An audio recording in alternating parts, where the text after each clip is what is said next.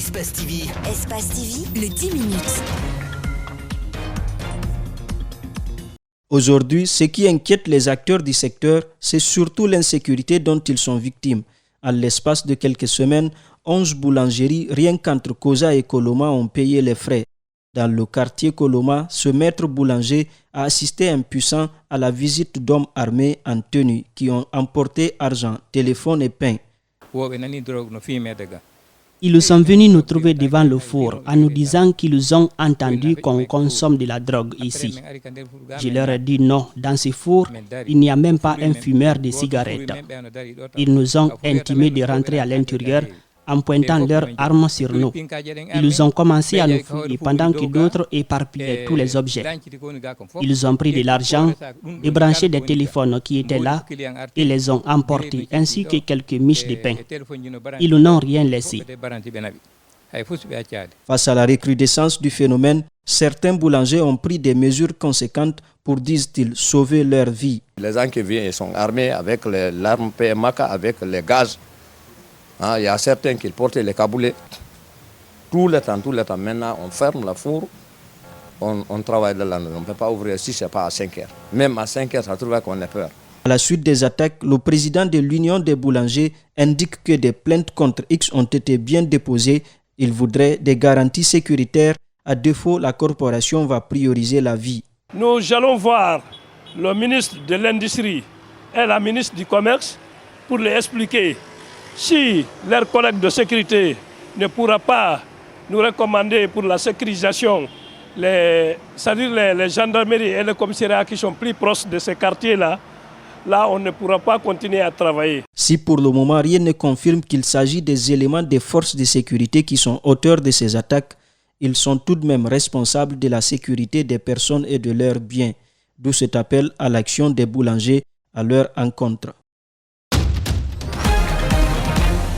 Bitumée il y a juste quelques mois, la route du Niger dans la commune de Matam, le tronçon est plus que jamais défoncé.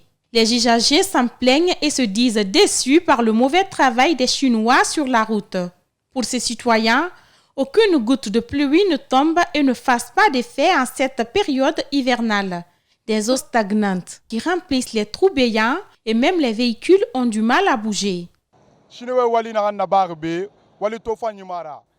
Les Chinois n'ont pas fait le bon travail ici. Ils ont travaillé sans le suivi de l'État. Il ne faut pas que les Guinéens apprennent à faire le travail de débarras.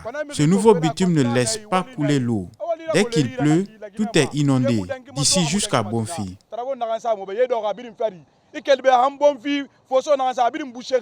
Toujours dans la même commune, nous avons fait un cap à Constantin. Cette route qui se dirige au grand centre de négoce de Conakry, c'est la dégradation poussée de la route qui crève les chauffeurs qui trouvent leur gain difficilement sur cette route. Les difficultés sont énormes, disent-ils, mais s'en remettent à Dieu. Circuler ici nous pose d'énormes difficultés. Le mauvais état de la route peut même causer des accidents de moto. Cet autre pointe du doigt l'État. Ici, non seulement la circulation n'est pas facile, mais les pannes sont récurrentes. Dans la semaine, nous pouvons rentrer 2 à 3 fois au garage pour des réparations. Nous demandons à l'État de résoudre ce problème pour la satisfaction des chauffeurs. Sinon, les gens souffrent. Même les charretiers ont du mal à circuler sur la route du Niger. Et pourtant, elles viennent d'être bitumées. Les voiries urbaines de Conakry comptent plusieurs points critiques et jusque-là, les solutions définitives tardent à être trouvées par le gouvernement. Le gaz à butane, voici un prototype qui vient pour bannir le charbon de bois dans les ménages. Mais comment s'est fait son utilisation? Ce jeudi, le jeune cuisinier Mohamed Sidibé que nous avons rencontré dans un restaurant nous a expliqué qu'il y a plusieurs façons de le faire. Ici, par exemple, la substance a un bouton d'allumage, puis un câble relié à une cuisinière électrique qui, à son tour, renferme des boutons qui jouent diverses fonctions. Il faut ouvrir ce bouton d'allumage avec prudence, le régler, puis frotter une allumette pour le faire fonctionner. Quand ça s'allume, il y a une régulation, si c'est trop, tu peux diminuer encore un peu pour que le gaz ne consomme pas ou bien pour que ça ne fait pas un dégât. Le gaz à butane est important et dangereux, poursuit ce jeune cuisinier qui a échappé à plusieurs cas d'incendie. Mais en réalité, Mohamed Sidibé explique clairement qu'il le préfère au charbon de bois. Le gaz, c'est quand même plus important. Il n'y a pas de fumée, il n'y a aucun problème. Mais seulement que c'est un peu dangereux si tu ne connais pas. Le protocole d'accord signé et appliqué entre le ministre des Hydrocarbures et les opérateurs casiers quant à l'utilisation du gaz à butane est salutaire chez les environnementalistes comme Mamadi Aminata Touré qui veut à tout prix bannir la coupe abusive du bois, préserver la biodiversité et lutter contre le réchauffement climatique. Si les plus démunis ont accès au gaz, je pense que ça, c'est un message qui serait très très fort. Et que la Guinée qui restera toujours le poumon de l'environnement, je pense qu'il faut la préserver. Sauf que le souci se situe jusqu'ici au niveau de son utilisation en Guinée. Seules quelques familles de moyenne classe savent le faire. Sachant que la substance est conséquente, Mamadi Aminata Touré souhaite assez qu'il y ait des campagnes de sensibilisation sur l'utilisation du gaz à butane. Pour un premier départ, il faut montrer comment la chose se passe. Voilà, parce qu'il ne faut pas utiliser, parce que si tu ne sais pas utiliser, ça peut aussi créer aussi des dégâts. Si les ménages sont suffisamment éduqués, plus personne ne devra désormais acheter le charbon de bois au marché. La subvention allouée à cette initiative s'élève à 20 milliards de francs guinéens par an pour un premier pas. L'objectif visé est de protéger l'environnement.